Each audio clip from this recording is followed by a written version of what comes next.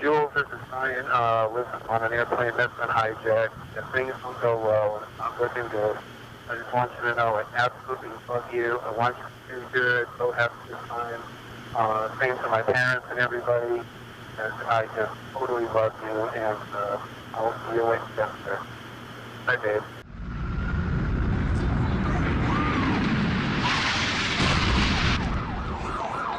What are those people gonna do? All the elevators are blocked out. What the hell is going on?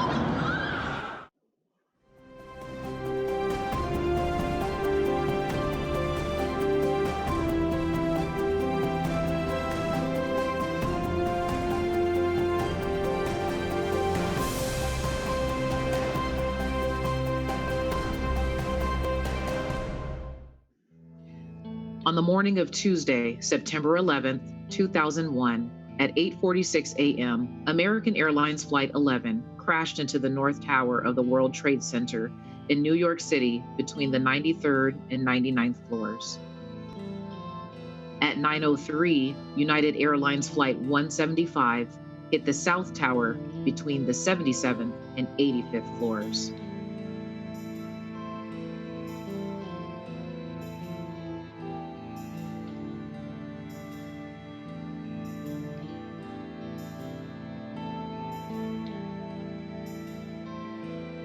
At 9:37, American Airlines Flight 77 crashed into the Pentagon in Arlington County, Virginia, damaging the building's west side.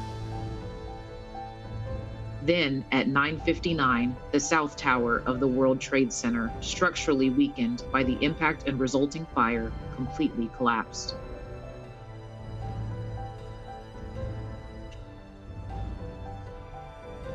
At 10:03, yet another plane, United Airlines Flight 93, crashed into a field in Shanksville, Pennsylvania. And at 10:28, the damaged North Tower of the World Trade Center also collapsed. 2,977 people lost their lives on that day. An estimated 25,000 more were injured. 1 hour and 42 minutes of history changed how Americans see themselves and the world.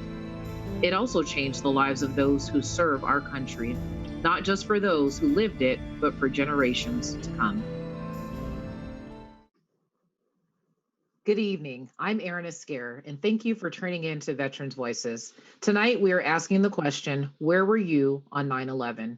We encourage you to participate in the conversation. If you'd like to ask a question or share a memory, call us at 925-313-1170 or send us a message through Facebook at Veterans Voices 1 or email us at veteransvoices@contracostatv.org. We would love to hear from you.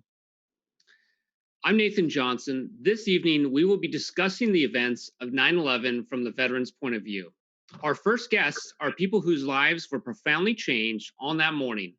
I want to welcome Army veteran Bruce Burke, Marine veteran Buck Carmichael, and Army National Guard veteran Jeremy Jennings to the show. Welcome, everyone. So 9/11 has been compared to some as the event that they'll always remember, something similar to the assassination of JFK or Pearl Harbor, other significant events that have happened in our nation's history. And I would imagine most of you remember exactly where you were, how you first heard about the events that happened on 9/11. It's been about 19 years, but it almost seems like it happened yesterday. So share with us, please, a little bit about what you first remember of that day. Buck, maybe you can get us started. Sure. I joined the Marine Corps in April of 2001. So the Twin Towers fell just shortly after I graduated boot camp. And I was actually in Fort Leonard Wood, Missouri, awaiting training. At the time, the Twin Towers fell.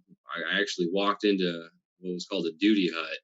I was awaiting training, so I was actually doing a PFT that morning when I walked in and saw the second plane crash. And there was a large gathering around the TV, and it was significant. We knew that it was an attack on American soil.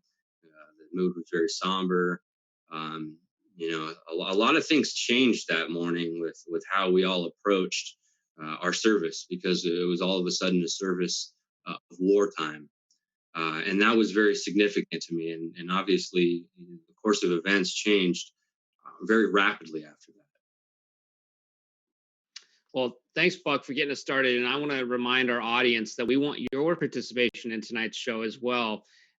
Whether that be an experience that you had while you were in the military, or maybe you had a family member who was in the military. We'd love to hear about your experience of 9/11 some 19 years ago. Bruce, you had a pretty intimate experience of 9/11, or firsthand experience of 9/11, because although you're a Vietnam veteran, your three sons were also firefighters in New York City. Do you want to share about that? Yeah, two of them were firefighters, and the other one was EMT at that time. And I was actually in this room when I heard about it. I was with my mother-in-law and helping her have breakfast here. And all of a sudden, we saw it on TV also. My wife was out voting because it was primary day in New York. And she came home and we watched the TV and we kept watching the replays of the planes going into the towers. And we realized that, we have three kids out there that are possibly going to be there. One was working in Manhattan, the other was working in the Bronx, and one was working out in Queens.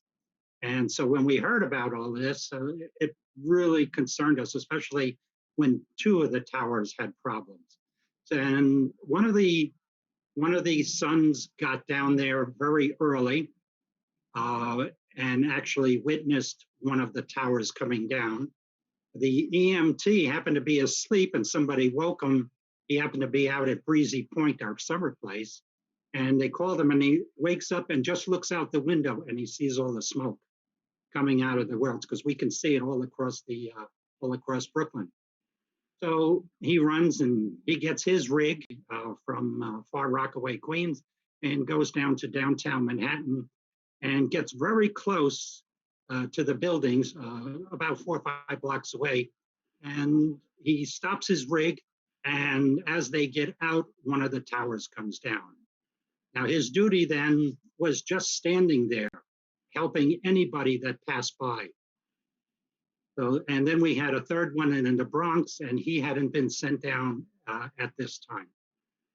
Wow. So they had a very intimate experience with the happenings at that time. And I can only imagine you as a parent, knowing that they had to respond, what did that feel like for you as a parent?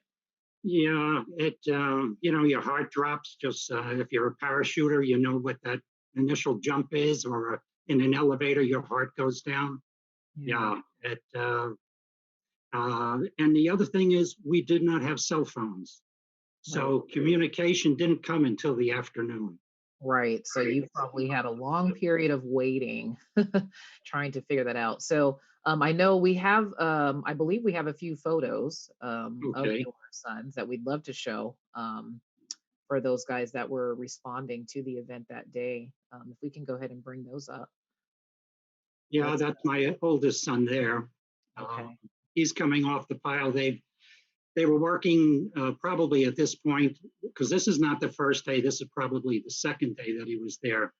Okay. And there's one of the other sons who was leaving, and some photographer, Pete Souza, a famous photographer for the White House when Obama was there, happened to snap that shot and put it in the Reader's Digest. That's an amazing photo that captures so much of what that time period, probably looked like, felt like, smelt like during that time. Yeah, and that one is probably our favorite one there, that last photo. The oldest son, he just got on the edge of a girder and just looking out there, wondering a lot of things, Sure. all the people that were lost, why did it happen? So. Yeah. Wow, we appreciate you sharing that. It's very, very humbling. Jeremy, we'd love to hear from you as well, just kind of regarding, where were you that day and what was going on in your mind at that time? Yeah, well, similar to Buck, I had joined the National Guard just the year prior and completed basic training that winter of 2001. And then the summertime, I went and did my first annual training with my unit. So then when this happened, I was I was in Walnut Creek living with my grandparents and my aunt and uncle, and I think I remember watching the second tower get hit with my aunt, and yeah, it was kind of a surreal moment because now I was the National Guard that I had joined, where basically if we're not shooting, we're barbecuing, was becoming like something completely different. Uh, and New York City and the Twin Towers were not strangers to me. I was actually a freshman in high school uh, in the Lower East Side of Manhattan when the first terrorist bombing of the World Trade Centers happened. So my mind flashed back to that and all the people I knew in New York City, and it was just, yeah, just the rest of the day just wondering what is going to happen to the world. So very similar to what Buck was saying, as he was actually in training at that time. And for you guys, you joined at a time when, it certainly wasn't necessarily a time of war, but it quickly became that, you know, during that time. And I'm just curious for you, Buck, you were actually in training, and Sure. obviously that whole viewpoint probably changed your way of thinking as you were in the middle of training, knowing that once you were coming out on the other end, you were probably going to be doing something a lot more intense than what you thought you were signing up for. What were your thoughts? Well, Like, our training became a lot more real at that time. As nuclear, biological, and chemical defense specialist, at the time there was anthrax going on, so there was other fear going on, and that really solidified it when the Twin Towers were attacked there. So there was I remember a lot of rage. There was a lot. We were ready to go. There was a lot of people that were just enraged at this point. Now I'm sure there were some that were very scared. This is not what I signed up for. But at that same time, we were just ready to go. We wanted answers. We wanted to know why it happened and how we could affect it. What we could do about it. And yeah, that I think that was a big the rage, the anger that was involved in that around was just something that'll always stick with me too. And still, feeling the rage watching the opening there. yeah, Yeah, it invokes a lot of feelings as well. I know Yeah, I we've remember got some of some. that. Yeah. Sorry, Nathan, I meant to cut you off there, but I know No, we've yeah, got. it's the challenge of Zoom. But I remember what Buck's mentioning. I remember a lot of people feeling very angry and very confused, but also turning that anger into a lot of energy and a lot of just like, well, we are going to do something about this. We are going to go, and it felt like we had the tools. It felt like we had Sure. what we needed to go do something about this. It was essentially, I think the initial idea was somewhere in Afghanistan, our troops can start to head. So. Well, I know we've also got some photos of Buck during your time of service as well that we'd love to show our audience. So if we can go ahead and pull up some of those photos, you can let us know, what was going on in your photos. Mm. So this is Al Ramadi, Iraq. I served in 2004 there. This just after the initial push. I deployed to Ramadi in the end of January in 2001. That's a picture of me there. That was my Humvee. My gunny was there with the 240 Golf on the top. And we did patrols, a lot of patrols around the area. I think the next picture coming up is just a line of departure that we were all stacked up in Kuwait, ready to go. Just waiting for orders to go ahead and proceed up into Iraq and take care of whatever needed to be taken care of at the time. So I think there was about 500 vehicles just sitting there waiting for orders. It was a pretty impressive movement. Yeah, I wanted to come back to, thanks, Buck, for sharing. I want to come back to Bruce real quickly. Bruce, what is it like for your sons? We just have a couple minutes, but what's it like for your sons to talk and reflect on 9/11, having been right there on the scene? Although it's been 19 years, what is it like for them to remember that experience? Well, it varies. With one of them, especially right afterwards, did not want to talk at all about it. Um, he would come home and go down in the basement and just stay there for hours. Another one, it seemed like it didn't bother him. It would seem like that. And then on a third one, he would talk quite a bit about it. So in the last few weeks, I talked to them also. each one of them. And each one of them told me about their experience. So it did get easier for them to talk about it. What's helped that, you think? Just time? Or have they had a lot of connection to other firefighters to share in that grief with? Well, that helped back then. It helped quite a bit. One of them decided that he couldn't take it anymore. He also was going to college at the same time. But when he had to be down at the World Trade Center every other day for a few months, it just got to be too much. So in January, he decided to take a cross-country trip. And we was fine once he came back. Yeah. Well, we really appreciate you all sharing during this time. Absolutely. When we come back, we will continue our conversation with our panel. But first, we'd like to take a look at this month's featured Shadow Box. Tonight's Shadow Box belongs to Senior Chief Carrie Io and Gunnery Sergeant John Io. The couple is married with 3 children. Carrie Io joined the Navy in June of 2000, attending boot camp in Great Lakes, Illinois. She was promoted to the rank of Chief Petty Officer in 2008. She retired after 20 years of honorable service and is currently a naval science instructor at Central High School in Brooksville, Florida. Peggy? John Io joined the Marine Corps in June of 1997, You want me to start my attending video? boot camp in Paris Island. He was promoted to the rank of Gunnery Sergeant in 2010. Peggy. He also retired after 20 years of service. He has competed in the DoD Warrior Games and the Invictus Games, winning many medals for swimming, rowing, and cycling.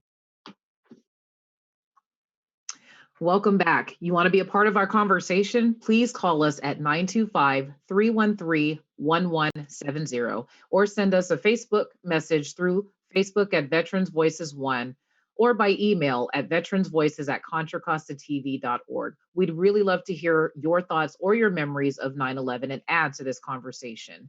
Joining our panel now are Navy veteran Ben Yang, Blue Star mom Peggy Conklin, and Army veteran Denitza James. Welcome to the show.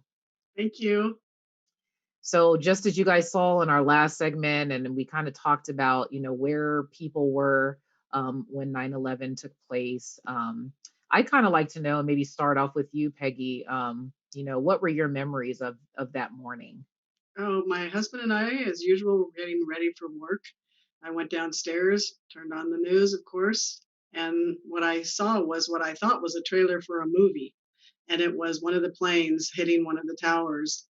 And I yelled for Mike to come downstairs, and he came down right away. And we both looked at each other because we had 2 sons active duty, and we knew what the future was going to bring. Very scary. I can only imagine. I thought of that as we, introduced you obviously as a Blue Star mom. And again, just as our previous guest, Bruce, having children that were somewhat in the line of fire. And 3 sons too, just like mine. Absolutely. So just like you mentioned, your thoughts were, what's coming for your children that are serving. Definitely. How about you, Denitza? Welcome to the show. We'd love to hear from you. What were your thoughts regarding that morning? Well, thank you for having me. I was actually at boot camp. Coming from Mexico, I was born and raised in Mexico. I had no idea of what war even meant. I actually joined for the education opportunities. And when 9/11 happened, having never left Arizona, I didn't even know what the Twin Towers were. So it was very shocking for me to be at boot camp and, being called into formation and having everyone that lived in New York and had family in the area just be pulled aside until, they explained to us what was going on, and things just got very real after that. I knew I was in for something more than I had signed up for. Absolutely. Very similar to Buck and even Jeremy, as they spoke about in last segment. So Ben, also you're also a veteran as well, and we'd love to hear from you, about that morning in particular and what that meant for you. Yeah, definitely. So I was in my sophomore year over at San Jose State. I was walking onto campus near the student center, and all of a sudden I see all the students rushing towards the TVs. And as I was making my way there, I can hear news broadcaster talking about describing the event as it was like a play-by-play. And I was watching. As I was watching, I was seeing the second plane just start heading towards the other tower. And when it struck and when it hit, I kind of felt my heart just drop. The university was kind of at a standstill where people started crying. People were calling friends, family, and people were just in complete shock. And I didn't know what I wanted to do with my life back then. But when I was just sitting there thinking about it, I knew I had a calling that I wanted to serve. That I wanted to get answers, just like Buck did, and everybody else here on the show. That's a good transition, because I know that the events of 9/11 really impacted us, but more so it impacted the rest our lives from that day forward. And so, Ben, you were kind of just diving into it, but what happened as a result of 9/11? After 9/11, I was still thinking about what I really wanted to do, but the more and more I just waited, I just had more of the urgency to, run to a recruiter's office and say, "Hey, sign me up." My parents didn't take it quite well, just because I didn't tell them until after. I was like, "Hey, so I'm actually getting shipped out," and yeah, I if I were able to do it again, I would have signed up sooner. Yeah, and the events of your life, Jeremy, also shifted pretty quickly, just like Ben's as well, because I think, and we have a picture of this in our queue, you ended up as activated as a member of the National Guard, even here in the Bay Area. Is that right? Yeah, my home unit was put in charge of the task force that manned all the bridges and tunnels, airports, and federal facilities around the Bay Area. So I ended up on the Golden Gate Bridge for a couple of years. And while I was there, the guys that were, side by side with me got pulled off and sent to Iraq and Afghanistan. And yeah, it was a bit nerve wracking. Eventually our time came and we ended up shutting down the Golden Gate Bridge mission and going to Guantanamo. So tell us a little bit about this Golden Gate mission, though, because I think most of us reacted, and a lot of us on active duty were thinking more of overseas and such, but your immediate mission was to protect some of our assets here. And if we can advance the pictures here, we've got a picture of you standing at the Golden Gate. What was some of that experience like, to be standing here in our nation, with your rifle and your equipment, preparing for potentially another attack? It's kind of a mix of concern and also kind of like feeling silly, honestly. The job we did there at the Golden Gate Bridge and other places was exactly the role of the National Guard. So in some ways, I was doing my mission, but we were constantly being challenged by people who were surprised to see us there, who didn't know why we were there, who thought it was silly we were there, who were happy we were there. I've been in hundreds of wedding photos with Chinese wedding parties, Russian wedding parties, all kinds of other people. It was a real mixed bag. And then in the middle of all that, you have the normal drama of the Golden Gate Bridge. People jump off the bridge, people have accidents at the bridge, and we were involved in all of that. So it was really an interesting experience of my home country in a way that I never would have otherwise if it weren't for 9/11. It's a really interesting point that there were a lot of home happening here, outside of just deploying people overseas. So it's really interesting that you bring that perspective of how you had to actually protect the home front versus those who were actually deployed out overseas, like some of your other folks that were activated. I wanted to go back to Ben, a comment that you made regarding your family and not necessarily being excited about your choice. We did have a question from an audience member. It says, did your friends or family treat you differently after 9/11 if you were in the service at that time? So this is for anybody. I see a couple smiles. If you'd like to go ahead and answer that. Love to hear how your friends and family responded as you guys were uniform wearers at that time. I think for me, it was more fear for me. What was I going to be doing next? Where was I going? My family, I have pretty deep roots in the military. So, there was always a possibility going in. Anything could happen at any time. So it was very real though, and I know that just like Blue Star Mom, the flag's out front. My mom gave me that flag. I have that flag now. So that was a very, I think, terrifying time for my family and friends. It was a little bit different from those outside the military than those inside, where you kind of trained for that. That's what you kind of train to do. I saw guys in the military that were there for 20 years who had not served in any type of war capacity that were just couldn't wait for that type of environment. So, but for my family and friends, I think they were afraid, and legitimately so. Mhm.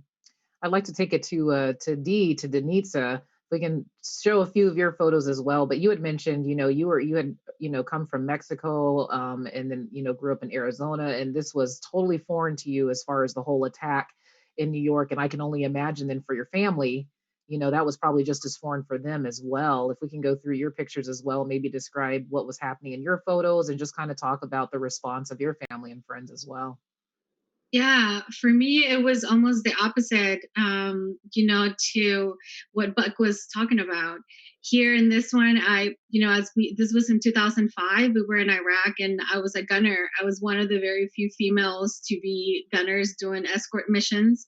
And for my family who has no military background, we have only my brother-in-law had served in the Marines a few years before, so he knew what was coming, and he was very, very afraid. And so my mom and all of my siblings, they were very concerned. And 9/11 happened in 2001, but we didn't actually deploy it until 2003.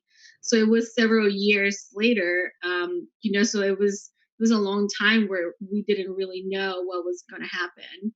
Yeah. So here, this is in 2003, out in the middle of nowhere in Iraq. We were driving fuel trucks, so we were responsible for fueling infantry's and Marines units, on the main highway, which was Highway 1. Yeah, it's great to see these pictures, and it's good to hear these stories of how your experiences in the military changed, and mine did as well, and I'm sure Aaron, yours did also. I was at Camp Pendleton when 9/11 happened, and left about 2 months later on the Bonhomme Richard, and we talked earlier about being excited and ready to react, but and Buck also touched a little bit on the fear that maybe some of the families felt. Peggy, as a Blue Star mom, as a mother of maybe two soldiers at the time, but eventually three soldiers. What were you experiencing when you started thinking about the aftermath of 9/11? And I think we have a photo of you and your three sons. I think you do. We were fortunate that we had a couple of friends that also had sons in the Army at the same time, went to high school with our boys. And Danville had a memorial, a 9/11 memorial, within 2 or 3 days. And we all went to this memorial, and afterwards we went to the Danville Hotel to have a cocktail, and we talked for a couple of hours about how good it felt for us to be able to talk to each other about our worries and our concerns. And that's where Blue Star Moms was created, right there. We knew we had to do something, and we researched it. And our first meeting was November 7th. We had 50 very scared military moms. Mm-hmm. What an important opportunity to bring people together and provide support and understanding, because I would imagine a lot of people weren't really thinking about the same things you were thinking about at that time. And that kind of makes me think, tying in back to Bruce, I hear a lot of Vietnam veterans at that time wanted to get back in and put the uniform back on. And I'm not sure if you felt that way, but your sons were still wearing a uniform. And how did you think about the future for you, Bruce? Or what did you think about the future of your sons, two of them being firefighters and one being an EMT, in regards to some of the experiences Peggy shared? Well, we were very proud of them being, the first responders, etc. And I didn't feel like going back. I probably couldn't get back because of my age, but they had talked about going into the military. They had mentioned it several times. As a matter of fact, even my wife was also a Vietnam era veteran. She was in the Navy. And one of the things that Peggy had mentioned before about the moms, and it's like there's an army of moms being therapists when something like this happens. When the firemen come home, the policemen come home, they've got somebody to talk to and take care of them. Yeah, we oftentimes do forget that not just does the service member serve, but the family serves as well. And it's really good that we've had this opportunity as veterans and as family members to share and reflect on these events and how they affected our lives. And I just want to encourage our audience, there's another opportunity to do so. We would love to hear from your experiences. If you have questions for our panel as well, these are men and women who have worn the uniform, who are family members who have worn the uniform, that were directly affected, like many of you, in regards to the events of 9/11. We're going to take a quick break, and we're going to continue with this conversation. When we return, the panel will discuss the long-term effects that 9/11 had on their lives. So stay with us. We'll be right back.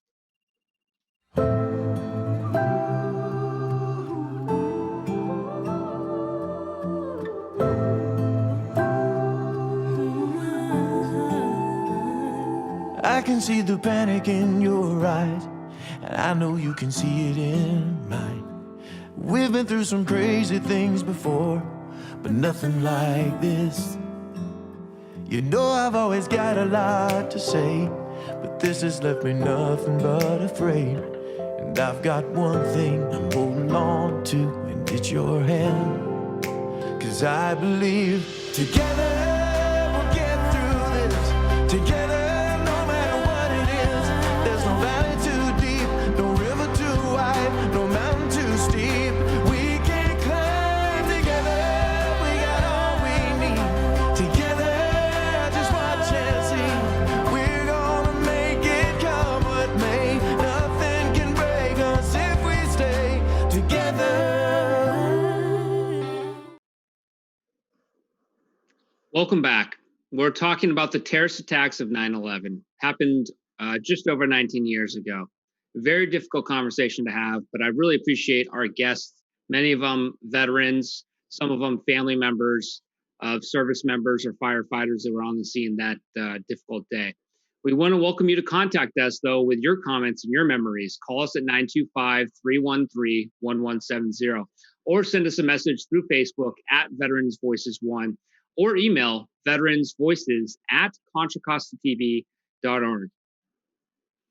I want to invite our audience, our guests again, to reflect on the events of 9/11 and how they immediately affected your life. But now that we're 19 years after that very significant event, how have your opinions or your views about the attacks changed at all? And I know that might be a tough question to ask, but Jeremy, I'm going to start with you because you were in the National Guard and you immediately put the uniform on. You gave up your full-time responsibilities of being in college, I think it was, and guarded some of our nation's assets. But now, 19 years later, have your opinions or have your views changed at all? And if so, what are they and how have they changed? That's a huge ball of stuff to unpack there, but I'd say I don't know. In some ways, the country that existed before 9/11 doesn't exist anymore, and I don't know if that's a good thing or a bad thing. I have a lot of concerns about some of the things that were done in the name of security of this country, particularly Homeland Security. I think some of that stuff's maybe gotten a little out of hand, but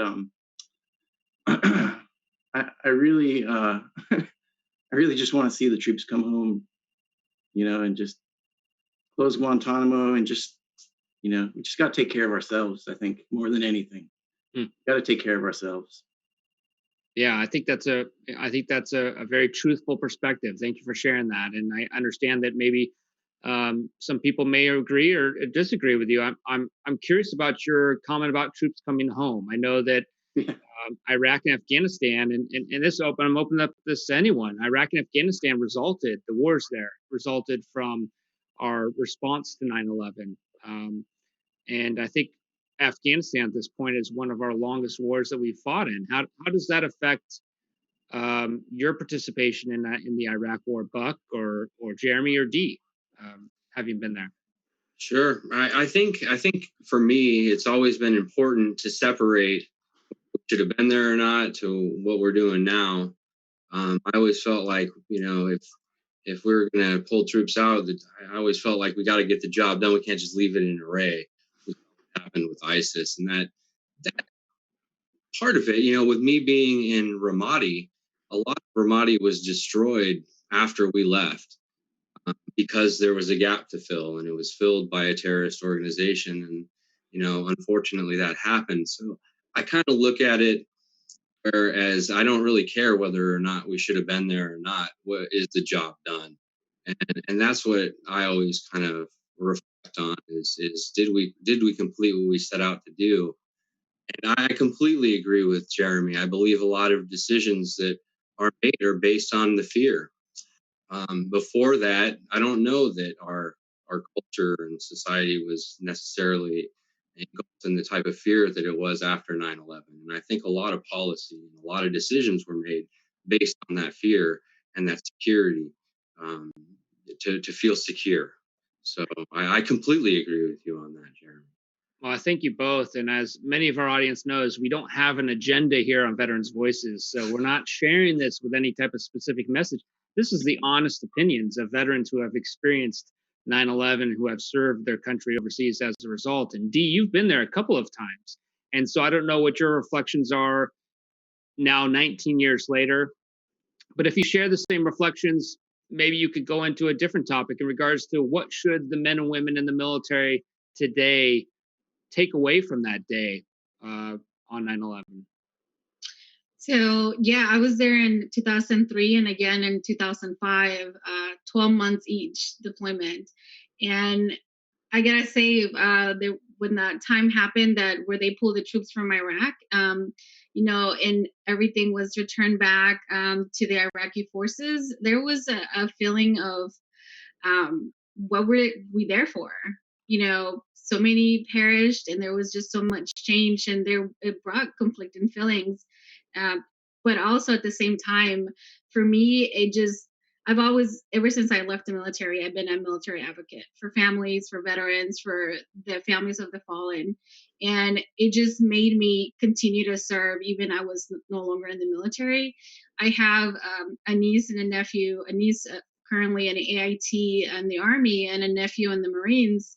And I can only, hope that they go in and they, I guess they honor the service of those that came before them, just as we did for Vietnam veterans. We knew, although it was not in the same country, there was some people who served before us, and when we were in country, we were there, for the battle buddy next to us, in front of us, to our left and to our rights, and there was no political agenda. We were there to come back home alive and to, do the best we could to get the job done. And I think that just continues with this new generation. So I'm proud I served. I don't take back any day. I will do it all over again, even though that was not my initial goal. I sometimes say, I wish I had this honorable story of 9/11 happened and I went and volunteered to join. But I didn't. But it made me who I am today, and I wouldn't change it. Anyways, and I just want to take this time to say to Peggy, thank you so much for the work Blue Star Moms did. The war at the beginning was not easy. We did not have any mail. We did not have any support. And Blue Star mothers were there at the airports, send their packages. And it really, really carried us through. So thank you so much for the work you guys did. Well, Dee, I'm so happy to hear you say that, because that is the goal of a Blue Star Mom, to support our troops, both active duty and veterans. And I hope you received some of our postcards and some of some of our care packages with some of the amazing postcards that all the kids, the students made. We did, and I actually had an opportunity to write back to one of the students, and it was just such a great experience, and a memory that I carry. So thank you so much for all the work. Oh, I you're love entirely hearing welcome. that. Yeah. Our mission. We love our moms. Yep. So we do have a question from one of our audience members, and I like to ask Benjamin. So, how do you feel about the public support for military service? Now compared to the weeks and months after 9/11? Yeah, sure. So, I mean, even weeks, months after 9/11 happened, the community still had a lot of questions of what's going on. Even during active duty service, being on the ship on the CVN 75, a lot of service members were putting out the question, why are we here? Why are troops going in? Things like that. Now that's not right after 9/11, but that's when a lot of talk, a lot of chatter was going around of, oh, we're going after bin Laden, things like that. And people looking at the history of everything just started posing the question, are we doing the right thing? Like, are we, why are we going there, type of thing? Why are we still here? But for me, it's not really why are we going there. It's, I'm doing what I'm being told to do. I'm following my orders, and that's pretty much what I'm going to be doing. Yeah. So I think even still to this day, I think the community still have a big question mark over their head. What are we doing? Why are troops still there? And I think that question is always gonna it's always gonna be there. Yeah. That's No. kind of very similar to something that Buck said earlier as well. We didn't get a chance earlier, Ben, but we do want to show some of your photos as well as you've served. And as we are looking at your photos, we did have another question from the audience, and it kind of maybe goes along the lines of what you were just speaking about. We had an audience member ask, do any of the panel members, and we'll start with you, Ben, looking back on 9/11 and the missions and the deployments that followed, for yourselves and your loved ones, do you feel that the government may have misled the military and or the country just based off of the movements that happen? And some of you have already kind of alluded to that, and we're not again trying to push any particular agenda, but I know that you guys have some feelings about how this all went down. Tough question, but it's a question from our audience, so we'll take it if anyone cares to share. I'll just say, for me, honestly, as an honest answer from a veteran who was deployed, and like Ben said, we were following orders. We were there for the mission and for our battle buddies. So whether the government was misleading our military or our country, it really was not even in our minds. We were there trying to figure out what was going on, trying to make sure we stayed alert. And had we concerned ourselves with politics and what our government is doing, I think we would have lost focus and track of, kind of staying alive. Yeah, I think Dee hit the nail on the head. I mean, we're not doing it for ourselves. We're not doing it for our political views. We're doing it for the person in front of us, person to the left, to the right, just to make everybody, make sure everybody gets home. I mean, I know a lot of people, even myself, from time to time, even as a veteran, make fun of like other branches, right? You got the Coasties, you got the Chair Force, and things like that. But the thing is, we all have a purpose, and we need to make sure that we serve that purpose. Very much so. I can just attest to, I'm currently in the Air Force, and so 19 years later, here we are, obviously still sending folks overseas. I myself was deployed 2 years ago in support of this mission that's going on. And so just knowing that the tie-in to what happened 19 years ago to what we're doing today, I think is a huge deal. And it's what allows us to focus and serve. And just like you guys alluded to, we're simply out there to follow orders and do what is asked of us to do, because we know that we're doing it not because of our own selves, but in service of our country and our fellow service members to the right and to the left of us. So I can certainly share in those sentiments with you all that have already, previously served that it very much today in today's military culture, we know that that's what our focus should be. So thank you guys for sharing.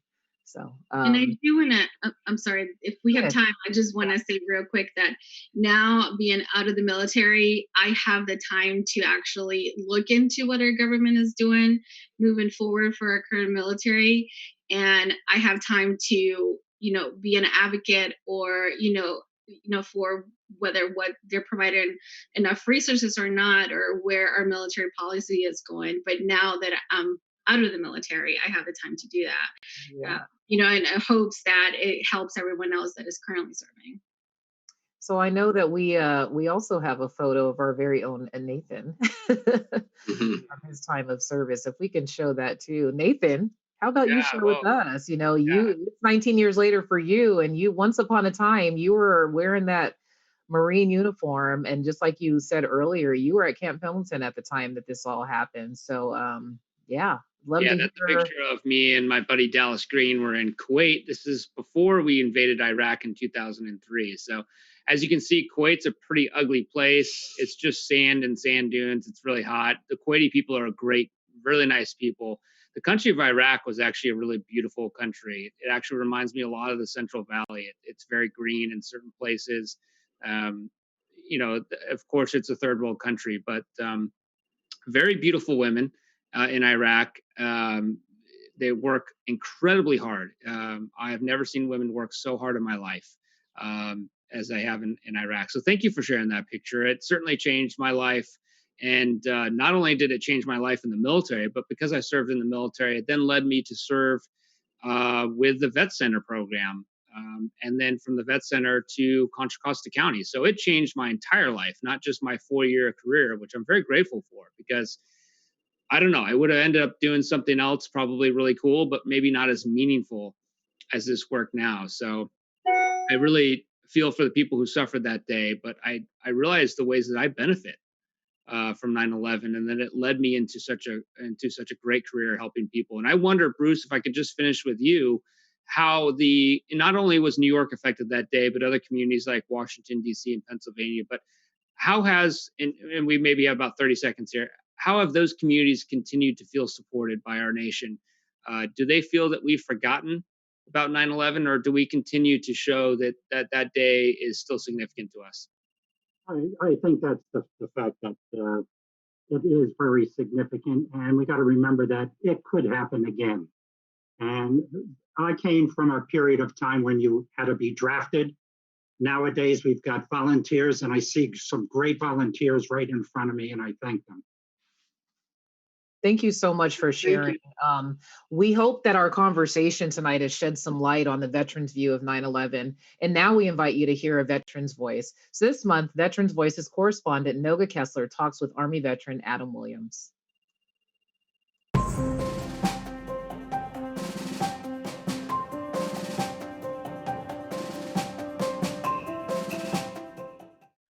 Welcome to A Veteran's Voice. I'm Noga Kessler, Veterans Voices correspondent, and today we have with us Adam Williams. Adam served in the United States Army and is currently the Veteran Service Officer in Cook County, Oregon.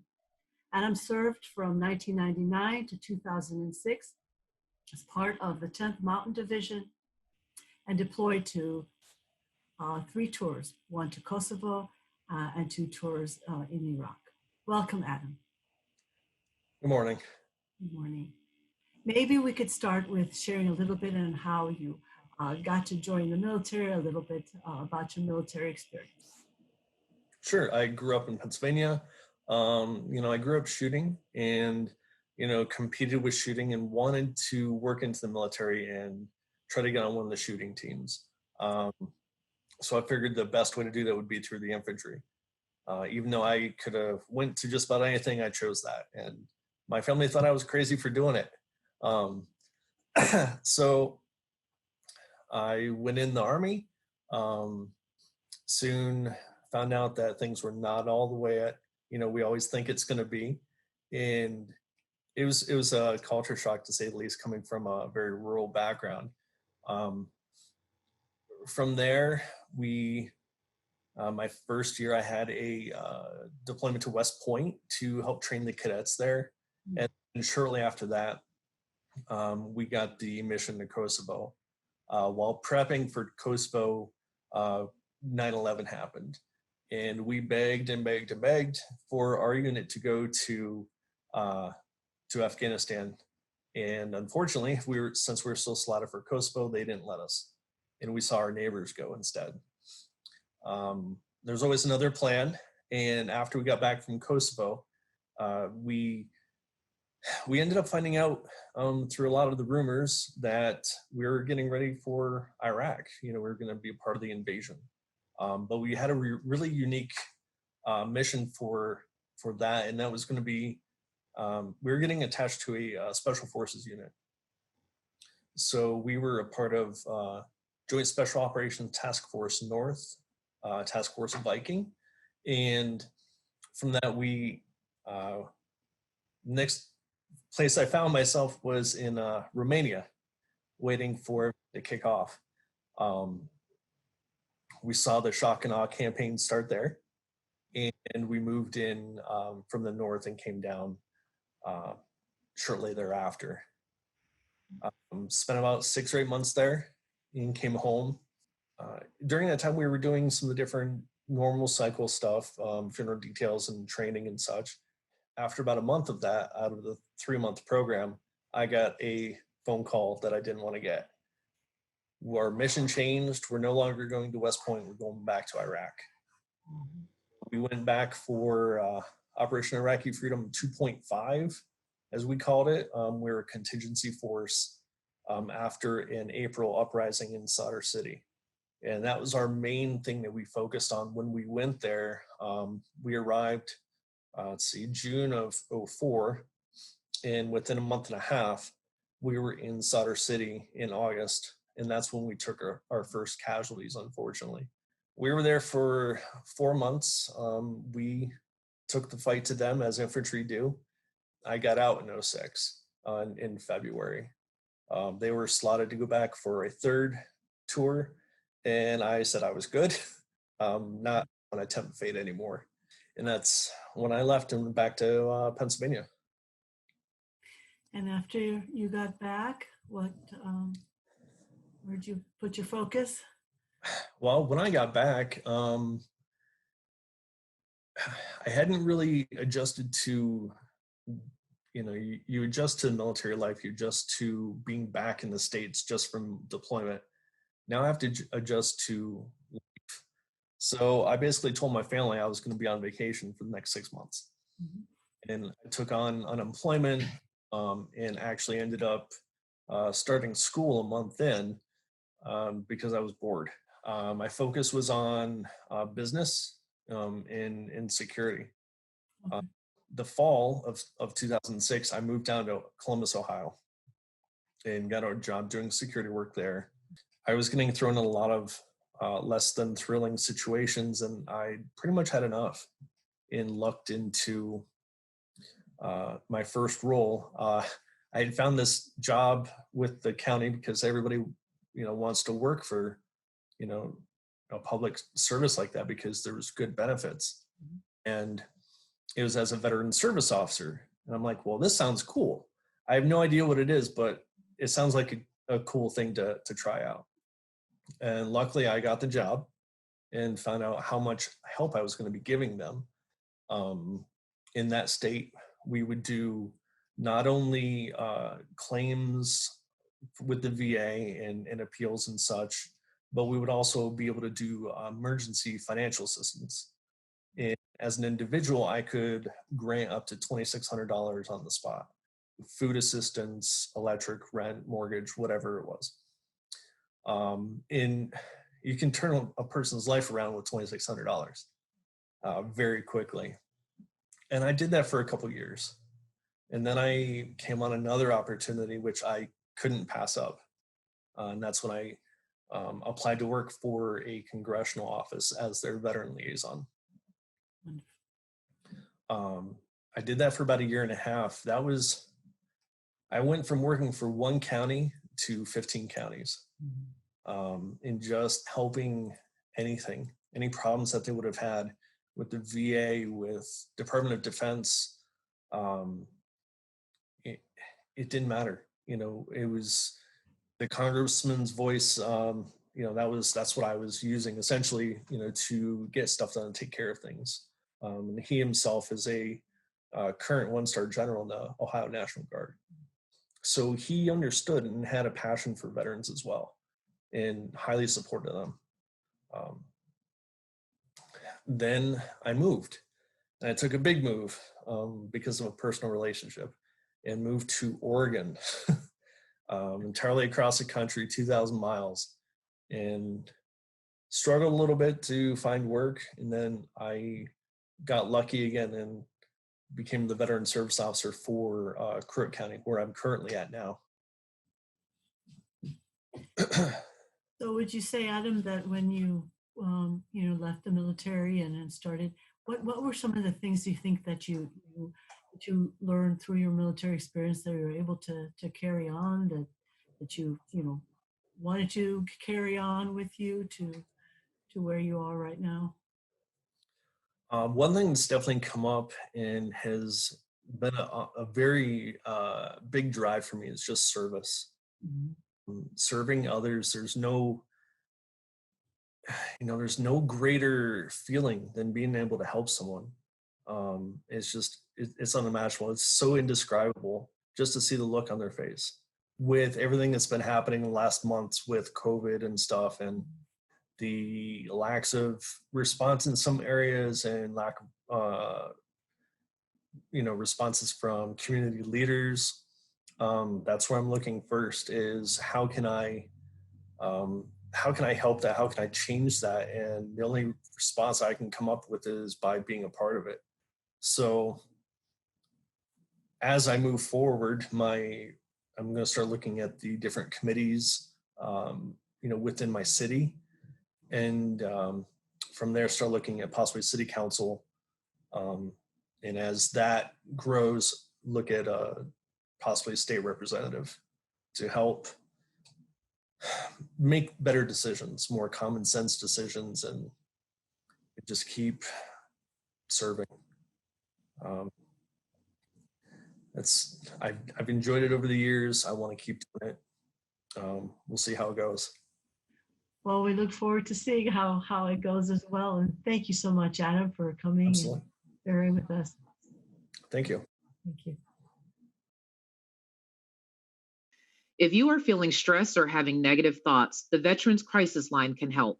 Call 1-800-273-8255, then press 1 24 hours a day.